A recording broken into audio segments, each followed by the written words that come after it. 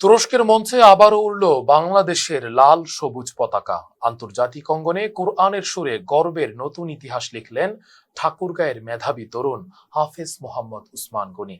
তুরস্কে অনুষ্ঠিত 11তম আন্তর্জাতিক কুরআন প্রতিযোগিতায় কেরাত বিভাগে দ্বিতীয় স্থান অর্জন করে তিনি এনে দিয়েছেন দেশের জন্য অনন্য এক সম্মান। বুধবার জমকানো আয়োজনে অনুষ্ঠিত পুরস্কার বিতরণ অনুষ্ঠানে তুরস্কের প্রেসিডেন্ট রজব তৈয়ব এরদোগানের হাত থেকে সরাসরি পুরস্কার গ্রহণ করেন তিনি, যা মুহূর্তেই পরিণত হয় গর্ব ও আবেগে ভরা এক ঐতিহাসিক দৃশ্যে। Efendim müsaadeniz olursa sizi bir müddet daha sahnede ağırlayacağız. Bangladeş'ten Muhammed Osman Gani.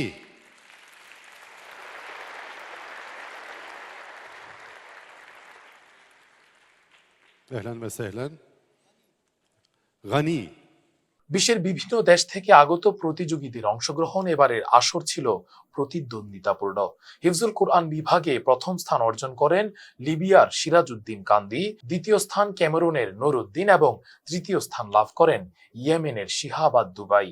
অন্যদিকে কেরাত বিভাগে প্রথম স্থান অধিকার করেন ফিলিপাইনের সুহদান জাকারিয়া, আর সেই তালিকায় দ্বিতীয় স্থানে থেকে বাংলাদেশের মুখ উজ্জ্বল করেন উসমান গনি। তৃতীয় হন মালয়েশিয়ার মুহাম্মদ খাইরি। সংশ্লিষ্টদের মতে উসমান গনির এই অর্জন শুধু একটি ব্যক্তিগত সাফল্য নয়, এটি বাংলাদেশের ধর্মীয় শিক্ষা, কুরআন চর্চা এবং আন্তর্জাতিক পরিমণ্ডলে দেশের প্রতিভার উজ্জ্বল প্রমাণ। তার কণ্ঠে তিলাওয়াতের মাধুর্য এবং নিখুঁত উচ্চারণ বিচারকদের মুগ্ধ করেছে, আর সেই সুরেই ধ্বনিত হয়েছে বাংলাদেশের সম্মান। দেশজুড়ে ইতোমধ্যেই আনন্দের জোয়ার বইছে।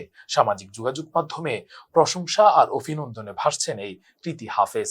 অনেকেই বলছেন তরুণ প্রজন্মের জন্য তিনি হয়ে উঠেছেন এক অনুপ্রেরণার নাম, যিনি দেখিয়ে দিলেন নিষ্ঠা, সাধনা আর ভালোবাসা থাকলে বিশ্ব মঞ্চেও উজ্জ্বল হওয়া সম্ভব। এতক্ষণ সাথে ছিলাম রাকিবুল ইসলাম রইস। ফেস দ্য পিপলের সাথে থাকার জন্য ধন্যবাদ।